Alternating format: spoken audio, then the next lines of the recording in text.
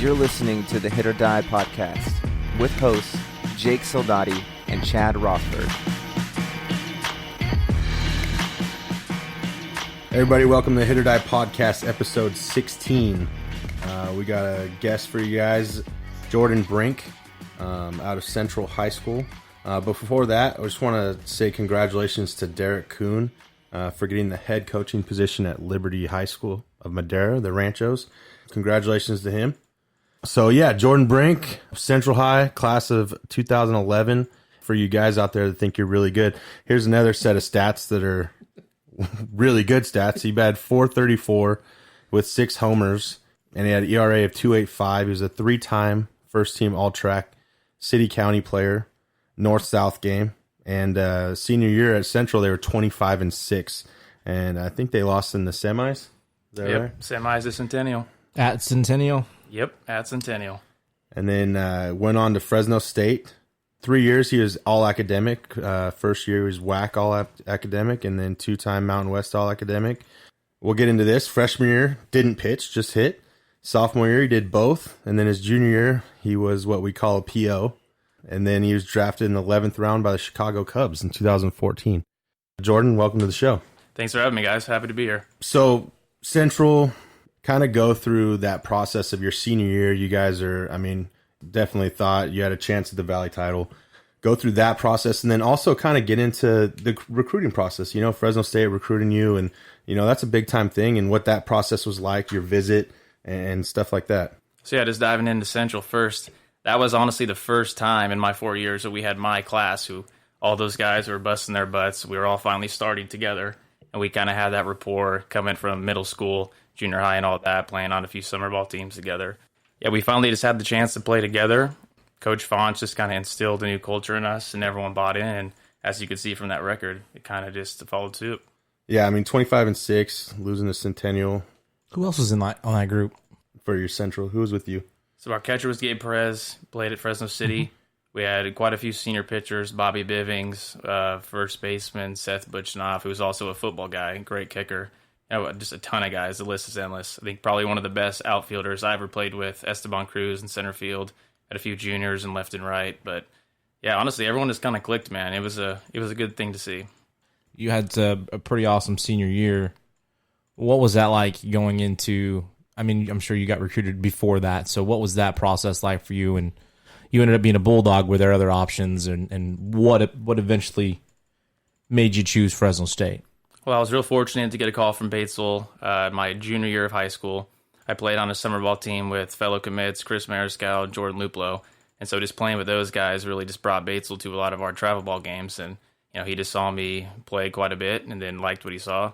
Ended up offering me. And, I had talked to Lupe and Chris before about their thoughts and why they committed and things like that. And honestly, the biggest thing was we really thought that we could be good playing together. We always grew up playing with sometimes and constantly against each other. So, yeah, once we had the opportunity, we all just jumped on it. And we actually went on our recruiting visit together. I think the football team was playing Cincinnati that week. So we were all there together, and it just seemed like the perfect fit, man, honestly.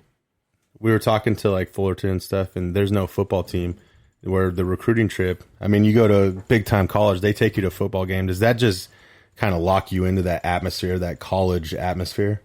Yeah, just being a local guy, growing up, going to a lot of Fresno State football games, you kind of know what it's about. But being there on the Bulldog side of them trying to get you to come there, that's a whole different animal. So you're down on the field, going in through the clubhouse, Batesville takes you up in the press box, all that good stuff. You kind of see it from a different angle. And just being a local guy, you're like, all right, this is pretty cool. You can kind of play play in front of a lot of people that I've grown up with. Families always here in the backyard to come and see. And friends, all that. So I think that was the biggest determining factor, other than playing with two of my good buddies, was, people that we know and love are going to be able to watch us constantly. Did you grow up going to a lot of Bulldog games? Football, yeah. Baseball, not really. My family was more into the Grizzlies at the time, AAA. So that's where we spend most of our time. Nice.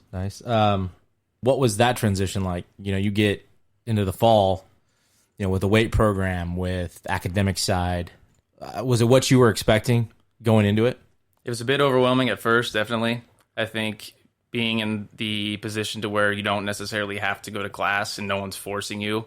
And then, oh, by the way, you got to go to practice and that takes up the rest of your day. That kind of took some getting used to. But, I mean, Coach Batesel, Rousey, Pat Ware, Ryan Overland, they do a great job of kind of getting the freshmen acclimated to that change. We have study teams, all kind of things like that to go over the grades and make sure you're staying on top of your stuff. So it was tough for about a week. But then once you get into that system and Batesel kind of takes you under his wing, everything else is just pretty easy. And you go with the program. We had Gamboa on last week, and he kind of got a little insight. He wasn't there but just 1 year. So, even he said just being there that 1 year, how dedicated Coach Batesel is to the grades and the academic side. Could you also get into that a little bit? Yeah, absolutely. He says you're a student athlete. Student comes first. That's his big line. He always says that. So, and yeah, he really means that. The grades are first. I've been there long enough to see some situations where he wouldn't travel guys because of grades. They were ditching class. He would find out about it, and they just didn't get to go because that was his MO, was you got to have the grades. If you're not taking care of the little stuff, then you're probably not going to take care of the stuff on the field either. That's what type of coach that I didn't play for him, but I get that vibe where, when somebody's wanting the grades to be good, I kind of get that feeling of, if you can't go to class, then what makes me think you're going to know that bump play? Yeah, or absolutely. that kind of thing. And it goes hand in hand. And I think for the younger guys out there, the high school kids that are committed to D1, programs, like you said, it is easy. Like, oh, do I have to go to class today? Because nobody's forcing me. You have to make that decision. But ultimately, you got to get a good education and you got to prove why you're there. You're not there just for baseball. You're there to be a student athlete. Right. That's absolutely right. So getting into your career at Fresno State, your freshman year, you didn't pitch at all. Where were you playing most of that year? I ended up starting that year at first base, ended up moving over to third, play a little bit of left. I think I had maybe a game or two in right, DH sometimes. It's kind of just wherever they needed me, man. Was there at any point, though, like, because obviously Coach Batesel knows, you could pitch. Was that ever something discussed during that season? So I'll go back to when he first recruited me. This is another thing that I forgot to mention. He told me, which a lot of other schools didn't, he said, I'm not going to tell you what you can do, meaning pitching and hitting. He said, the game will let you know. And so I came in knowing, all right, he's probably going to have me do both, and we're going to see how that pans out. And if one goes better than the other, I'll probably stick with that. And so when I first got there, I was doing the dual thing right away. I was pitching, I was playing first, kind of bouncing around positions. This is all in the fall, so I had plenty of time with Steve Rousey. But then come season, we had an older staff, and they realized, we're probably not going to throw him this year, so we just really want to have him focus on playing the field and swinging the bat and all that. So, yeah, I didn't throw any logged innings. I threw all throughout the fall and all that, but yeah, we had a really good staff, a lot of guys that get drafted, and they just thought that I would be best suited playing the field rather than on the mound at that spot. And then going from that to your sophomore year to doing both, I think it said you played like just 50 starts and you had 17 appearances or something like that and 8 starts on the mound. I mean, what was that like that year? I mean, obviously, I bet it was a little more taxing on your body, arm, mentally. Can you get into your sophomore year? Yeah, just coming in after playing the summer in Alaska, Bates will call me in the first day, and he's like, hey, we really want to just attack this dual guy thing.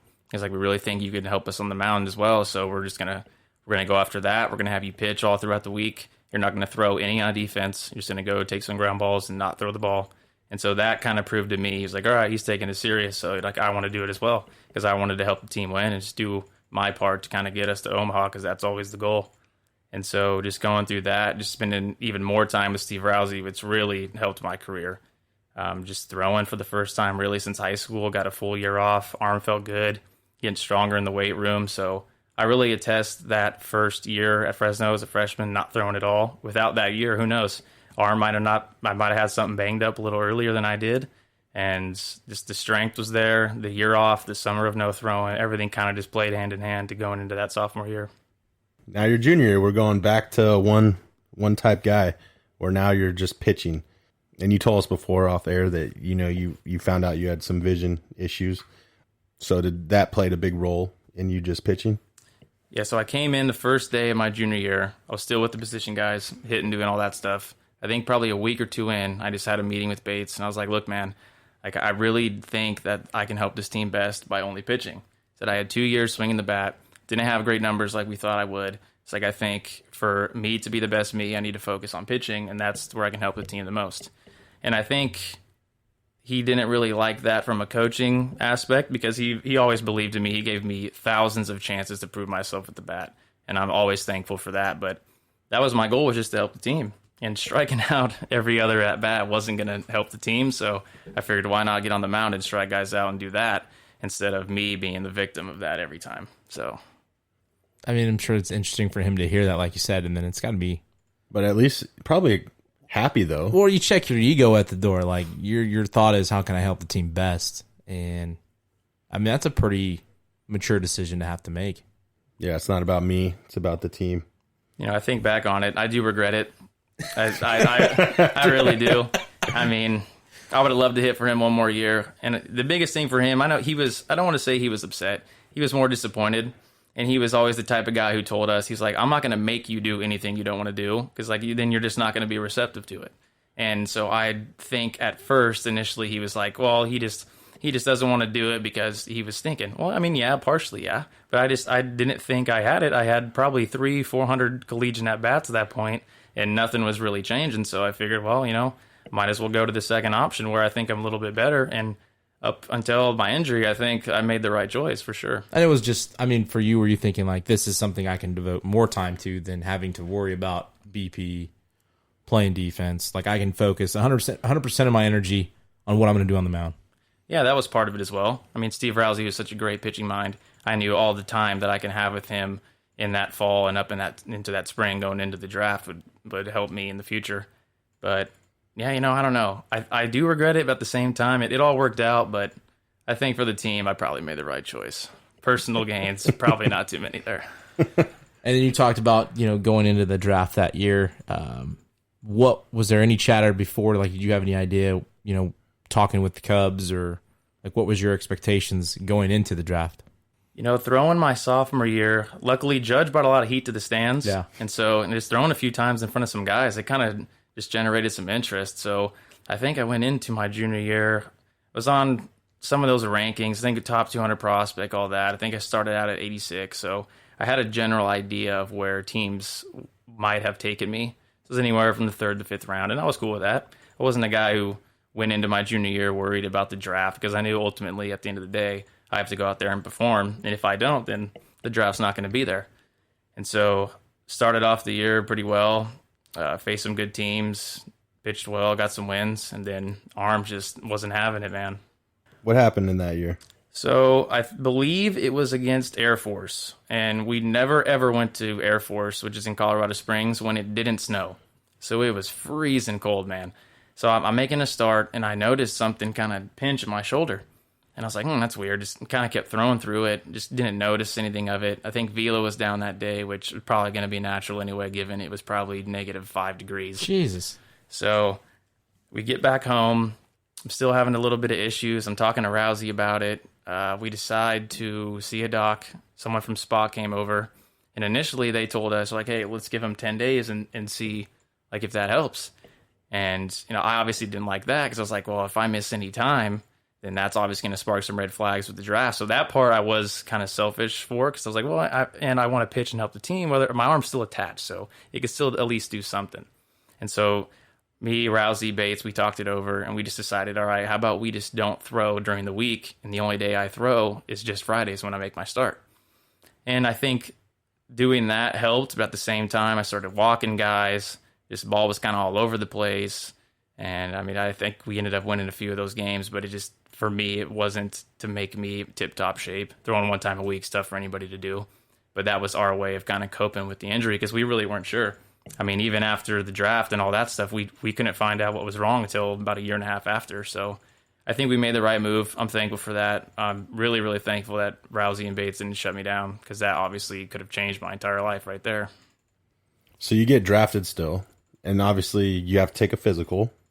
And so did they not know anything about your shoulder at this time? No, it's funny. Like, I touch on it now with some of my buddies and my parents, obviously, because they had no clue about the velo dip, all these scouts and all these teams. And I remember reading something that my agent sent me at the time.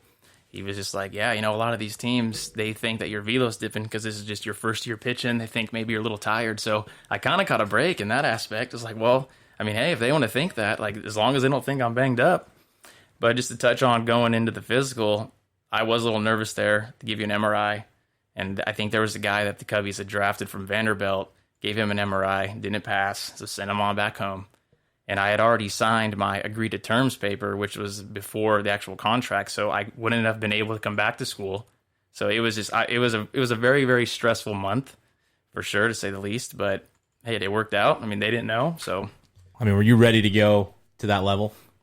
Well, I knew something was wrong with the arm, and at that point, it really just came down now or to never. a business decision. Yeah. It was like, well, I mean, I didn't get drafted in the round that we all thought I would have, which is totally fine. I'm fortunate just to be drafted at all. 11th round is still good enough. And, I was fortunate to get some money. And I was like, well, if my arm falls off, I have to take this chance because, I mean, they're offering to pay for me, one. And two, when I sign, if something is wrong, they're going to pay for the surgery. So, I mean, that part, it kind of was a selfish endeavor. But at that stage, it kind of has to be because it's a business. And, I mean, as you guys know, they're first to cut you if something goes wrong. Yeah, so they don't feel bad for you at that exactly. point. So yeah, didn't feel bad either. Kind of just taking some money from him, honestly. And what was the injury you were diagnosed with after? So I had a slap tear in my labrum, but the slap tear wasn't causing the issues. I was getting paralabral cysts that were probably the size of a quarter that kept growing on there. That's what I would move my arm internal, external, and it would just constantly grind and grind. And so every time I would throw off the slope, it would always bug me. Flat ground, nothing. I could throw it all day. But for whatever reason, getting on the actual mound and trying to gas up and throw hard, it just gave me so many issues. So initially, they gave me an MRI of the die. They found those cysts, and they removed them. So I'm all awake during this, too, mind you. So they're just a big old needle sucking out of my arm. And they gave me a cortisone shot. And then I felt good for a month. Velo shot right back up. Everyone was happy. Everything was good. And then they just kept coming back. So I think it was toward the end of that first season, they sent me back to Arizona from Eugene, which was a short season. And I rehabbed again for the third or fourth time. And I threw in a few games. And I told them finally, I was like, something's wrong. I can't even lift my arm. And so they gave me another MRI, saw the same thing, the cysts. And they sent me out to Chicago the next day, had the surgery on September 1st. And then the long rehab process began. So how long? Okay, so that was September 1st, you said? September 1st, 2015. So September 1st, 2015. Were you ready for spring training? No, I was throwing for during spring training, but game ready, no. I don't believe I was good until June of that following year. So you just finished the year? 2015, I went from Eugene to Arizona, surgery. Then after, I believe it was 2016, I went back to Eugene, and I threw about 4 innings there.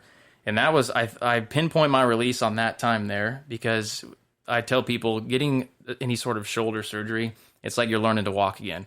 And I could not figure out how to get this thing loose. So I'm constantly doing those Jaeger bands every inning. I'm rolling out on a lacrosse ball. I'm doing these stretches and all that. And that aggravated it even more.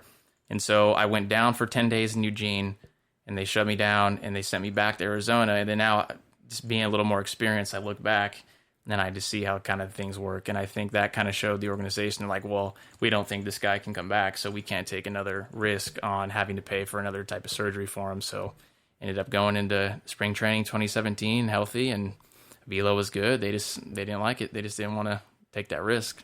So what was your mindset after that? Were you thinking I'm sure most people are, done with it, or the other mindset is to keep going? Where can I jump on next? Where can I sign indie ball? What can I do to keep going?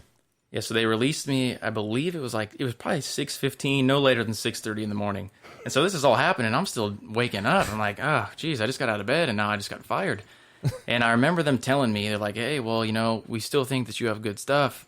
So if you want us to, we can put your name out there and other teams could possibly sign you if they want to.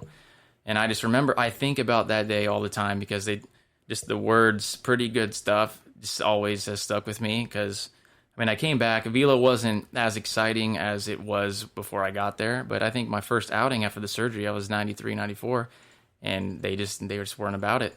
And so I took that as, all right, they say I have pretty good stuff, so I'll just go show them that I have really good stuff and even better stuff. So I had to find whatever the next option was fortunately, my agent had a connection in independent baseball out in the Frontier League, which at the time I had no idea what independent baseball was. Never had heard of it. No, didn't know any guys who went and did that or went through that, so I had no clue. And so, yeah, that was an interesting month from that gap of getting drafted and then going into independent ball, really not having any clue what independent ball was. And where'd you end up to start? So I was out in the Frontier League, and I'll touch on this story, but I'm not going to give this team any sort of pub whatsoever that did this to me. So I go out to the Frontier League, like I said, not really knowing what to expect or what it was. They had like a mini spring training deal, which most of them do. Threw well, ended up making the team. So season starts. I believe I didn't throw for the first 9 games, which I thought was kind of odd. I got in there. First game went well, 2 strikeouts, a ground ball, I believe, at home. We go on the road, 4-day road trip. Then we come back for 3 days, don't throw again. There's another 7. So I throw the 8th day, and I think I walked a guy or two, struck a guy out, ground ball, nothing hurt. And so we were on the road again. I threw 2 days later, and the irony of the story is great because I gave up a home run to the team I ended up on this year, which I fortunately signed out of. So we go to Southern Illinois and Marion, Illinois, playing against the minors, playing against the team that I didn't know at the time I was going to end up with. I gave up a bomb, so ERA is a 9, throwing 2 1/3 at the time. And so we go back home after that roadie, and I come in, and I see another guy throwing a pin, and I'm like, I wonder who's going to get released. Not at all thinking it was going to be me. But so at the end of that game, come in the clubhouse, manager calls me in. He's like, hey, we had to bring in a guy who can get some lefties out, and so we just got to let you go. And at that point, I remember thinking, I was like, what on earth just happened? I just got fired twice from an affiliated team and then now an independent ball team, all within a 4 or 5 week span. Like I didn't know what was going on. So I left there, started driving back to California from St. Louis, and just didn't really know what the next step was, honestly. Now I played affiliated and indie ball. And it's really funny because if you haven't played affiliated ball and you only played indie ball, you consider yourself a professional baseball player. But you and I both know playing affiliated ball, it's just different. Right. Absolutely right. And you don't think independent ball as professional as like just an independent ball player. Mm-hmm. You know, because it almost seems like you're playing summer ball and you're getting paid for it. Yeah, that's spot on. That's exactly when people ask me like, "Oh, what's independent ball?" And I never bashed the whole, "Oh, this is pro ball" thing, because I mean, there's a lot of guys who love that opportunity. I'm extremely fortunate for that opportunity because it got me back to affiliated. But in the back of my mind, I knew this is not professional baseball. I might have been a professional at one point, or I'm hoping to be a professional for the first time or again. And this, like you said, it's kind of like a college summer ball atmosphere, and that's what it is. I mean, I hope nobody gets mad at me for saying that. I'm not knocking it. I love it. I'm fortunate for it, but I did not consider it professional now. Yeah, and it's not, you're not knocking it, and I'm not trying to knock it either. It's not about that, but if you have played affiliated, you have a team. You know, somebody that you're playing for. That's what we're trying to say is what affiliated is. You're playing for the Cubs, you know, going to the next level. Now you're with the Brewers. So now you're playing for the Brewers, going to the next level. When you're in indie ball, there's no other team that you're playing for. You're trying to play for all the 32 other MLB teams that you hope are there watching or scouting. And, you know, for me being a hitter, they're not really scouting position players as much. You know, they're trying to look for the guy that throws 98, 95, whatever. So it's just like, yeah, we're not knocking any ball. It's just when you're affiliated, it feels like you're playing more for something. Right. And I think some guys use the term like, oh, we're just spinning our wheels in indie ball. Because, I mean, you're absolutely right. You have nowhere to move up. And so it's not the same sort of affiliated experience as where, oh, I'm doing really well. I'm probably going to get moved up to AA, AAA, whatever have you. And indie ball, as great as it is, you're stuck on that one team, and the only thing that matters on that one team and that organization is winning. And so there's no development.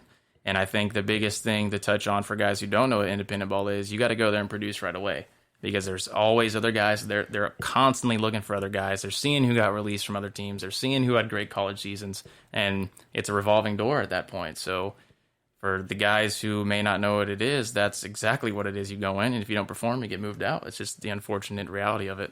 Yeah, they're always having tryouts almost every home series. It seems like in indie ball, you're on the road, then you come back. Here's 4 guys taking BP with you in the round or before our BP session, or there's 3 guys throwing a bullpen, and if they throw really good or that guy hits really good, somebody's getting released, and that's just the way indie ball is, and affiliated. If you're not doing so good, they don't really release you in the middle of the year. Right. They kind of let it out or they send you down. So you're pretty much playing for your every single day in Absolutely. indie ball. Yep, it's week to week. Yeah, even game to game, you could say. That's absolutely right. You go into indie ball. I played for Gateway Grizzlies in the Frontier League, which is a bandbox. I love playing there. It was amazing. And you said you loved that field, and if you did play there, you would wanted to have been a hitter. Would love to be a hitter there, being a lefty. Absolutely. Yeah, it's like what, 295 down it seems like. That's generous. That might be the second coming of Centennial just in right field. Well, that's the one place I played out. I tell people I did play outfield in professional with quotations, because that's what I call it, quotation professional. Right. And then the only reason I did play right field was because I was technically 50 feet from the second base. So I didn't have very far to move, and I had a short throw, even though I had a decent arm. But, I played against Southern Illinois. I love that part too. That place is amazing. Pinto is great. He's a great manager. He's a great person. He does really well with the community. So you get picked up by Southern Illinois, hoping, again, the affiliated thing comes through because you're still young. And, what was that experience like? You just said you played against them and then not knowing that's going to be your team, after getting released again. And I've been there. It sucks. And you don't know. Sometimes you just feel like it's over. Like somebody's telling me that I'm not good enough when, I feel like I am. So, you get another opportunity, which you're grateful for. What's that like? Pinto giving that. Honestly, Pinto didn't come right away. While I was driving home, I think that took about 2 days to get home. And I think immediately when I arrived back in Fresno, I got a call from Aaron Miles, ex-World Series champion with the Cardinals. And he's like, hey, man, I heard you got released from this indie ball team, but just if you're still interested in playing, we have a league here in California up in Pittsburgh, up north. And I remember thinking, I was like, I asked him if I could just have a day to think about it. Because, anyone who gets fired twice in that short a span, you're like, well, I kind of need to weigh my options and see if I have a legitimate shot to continue my career. And so, obviously, I ended up going out there, and that's quite the interesting league in the sense of the fields are all public parks. You're not going to be in front of a lot of crowds, and I'm very grateful for it. It was an awesome league to get me to where I am now, but it's not even as professional, I'd say, as the Frontier League. Frontier's pretty top-notch. Nice league, nice stadiums, great fans. But playing in the Pacific Association, that was tough. You had to check your ego at the door for sure. Playing on some fields that aren't necessarily the nicest, some bullpens that are like litter boxes, but that's when you truly find out if you love the game, is playing there. And I was really fortunate to spend a lot of time with Aaron Miles and Travis Blackley, who was our pitching coach, who was a World Series champion with the Giants. So I had all the right guys around me, and now it was just sort of putting up good enough numbers to get to another independent ball league. And then fortunately, at the end of my second season in the Pacific Association, Mike Pinto called and asked if I had any interest in coming back, and I told him absolutely. And then the rest is history, I guess you could say. When did you start hitting 98, 97, 99? I bet in the back of your mind you thought it was there, 94 to 95. But after watching these videos of you, it's just crazy. 90s, because I've faced it, I know what it's like. And watching you do it 97, 98, 99, slider at 91, that's just ridiculous stuff. Like the Cubs said, you have pretty good stuff. What we saw this last year was with Southern Illinois was really good stuff. Yeah, I appreciate that. Yeah, unfortunately, I never really got to be healthy or my best self with the Cubs just because we didn't know what was going on. And then 95% of my time was spent in the training room there. But yeah, honestly, the velo came back relatively quickly. I got released in 2017 at the end of spring training, like we said. I think my first game in Pittsburgh, I was up to 95, and then slowly toward the end of the year, I was 98. Aaron Miles can confirm, because my biggest fear with those videos was people thinking, oh, well, where did this come from? Where has this been? Like, this guy hasn't done this since college, and now all of a sudden he's doing it. Well, one, I'm not the kind of guy that's going to go advertise it on Twitter, even though, like we talked off air, as I did, because that was just a last resort motive. But yeah, the velo was there, man. It's just unfortunately it wasn't in front of anybody that could do anything with it. And the times that there were guys there to see, I think the Royals came one time. The guy who drafted me, Gabe Zappin, who I love to death. I owe him so much. He's helped me so much throughout this process. He came and watched me a bunch, calling some of his buddies, and the Cubs just didn't want to go for round 2, just in fear of the injury.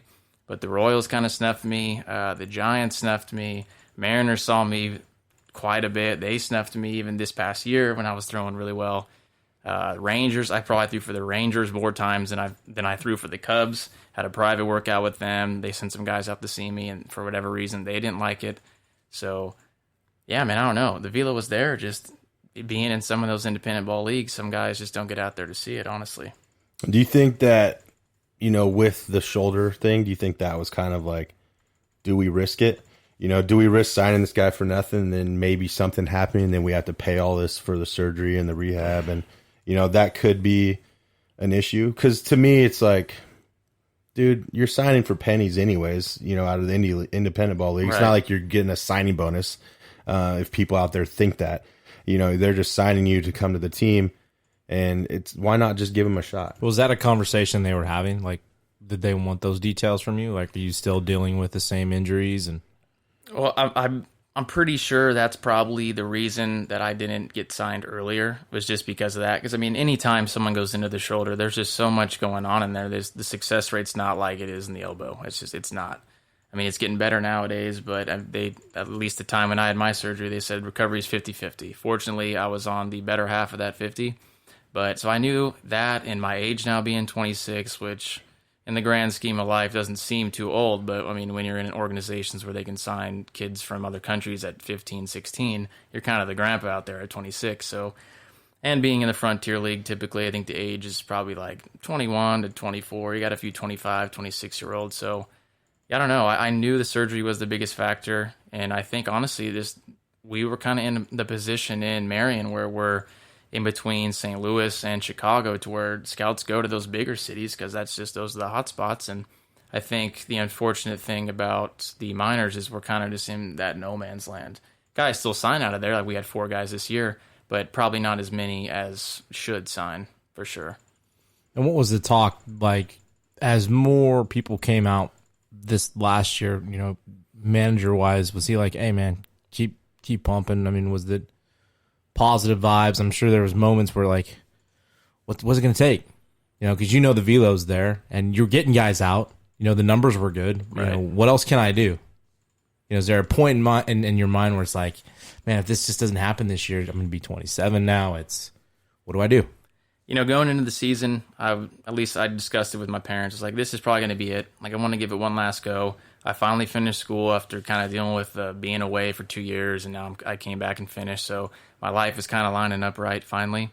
And so I told him, well, if I don't sign, I'll probably just hang it up, depending on if it's just a freak scenario where I have a really good season and I'm healthy the whole time, I feel good. Fortunately, I did, and I think that probably led to me signing. But yeah, I don't know. I was definitely frustrated at times because you see some of the guys that sign out of there, and not to knock them, but I don't think some of the guys would have pitched at Fresno, and they're out here signing pro deals with guys. And Fresno is, we're a freaking powerhouse for putting guys into pro ball, into the big league, so that's not a knock on us either. But yeah, I was frustrated, man, but I think I'd been around the block long enough to know that there's no reason to dwell on that. It's like the science of signing and the draft is just, it's such a mystery. Like, you never know. Like, some guys sign and get drafted that you played against. You're like, how on earth do they sign or get drafted? And I was kind of going through that, but just being a little more of a vet, I'd say I had my time to mourn and be kind of angry about it, and then just move on and kind of use that as some self-motivation, So you get picked up by the Brewers. Where do you go from there? What happened? Where'd they send you? Where were you? How'd you find that? Well, let's get into the video too. Yeah. Do you have a shout out for the video guy? Oh yeah. So Rob Friedman, my man, pitching ninja. He that guy helped me out so much. But even before that, man, just getting those videos. Dom Tapusian, local guy. I didn't even ask him. He went out there, just recorded. Because I think some guys, you've been playing long enough, and you see like some good velo. They're like, man, how's this guy here? And even further into that, some of his coaches might have been like, hey, record him and try to put this on the internet, get this guy out of here. That's what our guys tried to do with some guys. They're like, man, our offense is struggling. This guy keeps beating us up. They had our guys in the stands go record the other team and try to send those videos in to get those guys picked up so we didn't have to face them. But yeah, even before Pitching Ninja, man, I had a lot of great teammates who recorded my stuff without me even asking. And I would see on my phone, they'd send them to me. And they were all behind me, man. Those some of the best teammates I had were on the minors this last season. Just they really had my back, and they really wanted it for me. And I think that's a big part of it too. Some of them wanted it more than I did. Like I was kind of content with my story up to this point. You know, a lot of people told me I would never pitch again because of the surgery, and I did that, thrown 150 plus innings since the surgery. So that was a little self-satisfaction in itself. But yeah, I mean, a lot of those guys kind of nudged me in the right direction to just put those videos on the Twitter. And after making a burner account to not make it look like I'm such a taster on my own Twitter, this wasn't getting a whole lot of love. So finally just said, you know what, might as well, man. This is the way the world is going now. But you can just self-advertise yourself. And if you got this stuff, some guys will find you. And even more on the Pitching Ninja side, the first thing the Brewers told me when they called, were like, hey, man, we saw your videos on Pitching Ninja. It's like, you working for that guy? I was like, so I just chugged a little bit and told him, like, no, I don't know, man.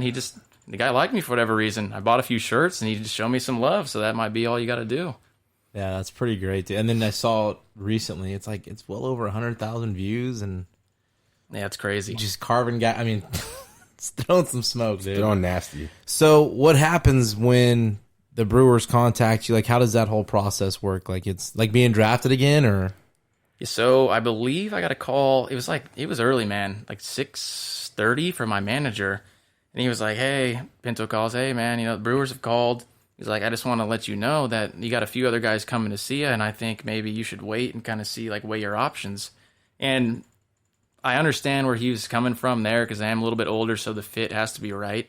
But I ended up telling him this. I was like, dude, I haven't gotten this shot since 2014 when I was drafted. There hasn't been a lot of options. Exactly. I'm in no position to kind of wait it out and see what the better situation is going to be. Whoever's calling and whoever's willing to take this further step of flying me out and then doing all the MRIs and all that, then that's the team I'm going with. And so I got a call from Brian Gale at the end of the day, and he's like, hey, man, we saw your stuff. We saw your Pitching Ninja videos, all that, and we sent our own guys out with their own guns to confirm, and that we like what we see. We want to sign you. And we just talked a little bit more just about kind of pitching philosophies and how I like to pitch and attack hitters and all that. And then that led to him getting me a flight. And within the next day, I was flying out to Arizona. So you get to Arizona. Is it more like a spring training feeling now? They have you in the rookie league at all? Or they did, yeah. But honestly, man, so Windy City had a guy, Windy City Thunderbolts team based out of Chicago. They had a guy, a starting pitcher who flew out with the Brewers and who they wanted to sign, but he had some elbow stuff in his MRI, so they ended up not signing him. So my whole flight into Arizona, I was like, oh man, I would hate to go all this way to find out that it's not going to happen, but even so, if they call and they ask, you got to just do it because you never know. I mean, hey, the Cubs didn't see it, so they missed, so maybe the Brewers will miss too. But now they had the MRI, and they checked it all over their doc, and he cleared it, so we were good, man. I pitched 5 innings in rookie ball against Gamboa, former guest, and that was actually really cool. We both threw in the same game. I think Chet Allison, another local guy, was playing in that game too. Didn't face him, unfortunately, but yeah, it was rookie ball. I felt like a kid again, honestly, because you're the old guy too. Oh yeah, you were definitely the old guy. Oh yeah. Some guys are asking me, "Oh, how old are you?" Because I don't feel like I look too old, but no. Compared to there's some babies out there, man, some true puppies. We had a few 16-year-olds, and I'm just like, golly, man, I'm 10 years older than you guys. It's wild. It's so wild. So, you finished off, obviously you got there late, so you didn't have a lot of time, but obviously they have exit interviews, and, how'd that go? How'd those go, and you go into spring training and with them? I haven't heard yet. I don't see why I wouldn't. But weird things have happened. I'm not sure. But yeah, my exit meeting was also kind of funny because I had never had that with the Cubs because I was never healthy, so they didn't know what I had anyway. They thought I threw underhand for all they knew. But yeah, so I go in with the Brewers, and it was about 2 minutes long. And they're just like, "Hey, man, we haven't really seen you enough, but we like what we see, so we would just say just keep doing what you're doing, and maybe let's throw that change up a little more, maybe get a split change because." They were telling me with a guy like you with some good velo, that could be a pitch that could really make you elite. And I was like, well, all right, say no more. That's my goal for the offseason. So going to start throwing here in a few days. Usually take a few months off because I was always scared after the surgery of doing too much. But now it's do or die, man. It's like, all right, I got to go out and perform in spring training. If I don't, then the game's done. So go full force. Did they ever talk about, because I know Instructs is going on right now, so they ever talk about that, or that wasn't even part of the conversation? So apparently the Brewers aren't having it this season, Okay. or this off season rather. I'm not sure why. They didn't really say why, but I know they do have a few like mini camp things where like one's like a pitch development, which I'm really hoping I get to go do that, because other than Steve Rousey and Ron Vallone, who I love to death, he's with the Cubs, I really haven't been with like a true pitching guy in years. And so now I'm with the Brewers, and they got the pitching lab and all that good tech and all that stuff. I would really like to get out there with them, but obviously that's completely up to them. I know they got guys who they got price tags on and money invested in, so those guys will probably go. But yeah, I'm not sure. Hopefully, but if not, I'm just going to keep doing my thing here, work out with the Fresno State team quite often. Batesel said I'm welcome anytime, so I'm thankful for that, and I'm probably going to bug him more than he would like with that. Beat up on some of his hitters, hopefully. Nah, you talk about Batesel and Fresno State. Like, what was the support you were getting from people back home, and what was that like when this whole thing went down? And it's funny, man. A lot of people kind of abandon you in the dumps days, and I think after everyone was all excited about the draft because like, oh, he's a pro, all that, and everyone thinks you're going straight to the big leagues. If I had $1 for every time someone asked me how's Chicago, I wouldn't have to play baseball anymore. But yeah, there's a lot of people that were around for that. Obviously, the family and like good friends. But when you have surgery, then people find out you get released. It's funny how many people turn their backs on you. Fresno State was never those people. Coach Batesel and I have always had a really good relationship. Steve Rousey, I love him to death. Talk to him all the time. He's turned into a good friend as well as a mentor, and obviously the guy I go to for pitching stuff. Ryan Overland, I love him to death. All those guys are so supportive. Pat Ware, all of them. If I missed a few, I'm sorry. But yeah, all the guys that I played for, Coach Fonts, Mitch and Ryan Mulligan at Central, all those guys have been really, really supportive and working with me. And so yeah, they probably hated to see you go. Yeah, I don't know. I think a little bit, maybe. Yeah, it might be bittersweet. But yeah. I talked to Mitch, and I told him I'd hope to be out there at least a few times because, we have a really good class this year, and I think there's a lot of guys who are going to finally take that leap into being very, very good. So obviously I want to be there and take care of my pitchers like Ryan Wiltsey and some of those guys. They work their butts off, and I just want to be there and kind of not only help them, but I want to be there to kind of see their success. Jeez, can't even talk. See their success as well, because those kids, they work their butts off and they've earned it. They've kind of been beat up on the past 2-3 years of their high school careers. So yeah, we'll see. Hopefully I can be out there as much as possible. And some of those guys, they have some potential to go play beyond high school too. So definitely going to be a pretty good club this year. I know Chad's talked a lot of good things about Central's team coming back. Is that something you think you maybe down the road? Obviously we want to see how this plays out, but is coaching something you want to get into? Yeah, I always told my dad when I was done playing, I think I just wanted to be away from it altogether. But last year, some coaching changes and some mix-up, Mitch called me and asked if I'd come and help the pitchers. And I told him, yeah, I want to help my high school, absolutely. And I went out there and I loved it, man. Just love being with those kids. They're a fiery group, and they love playing. They're really receptive to some good information. And so, yeah, I actually really did enjoy it. And hopefully, if my career ends at any point, that's probably something I'd pursue, and definitely. So when will you know about spring training? So in the past, probably about a month before with the Cubs.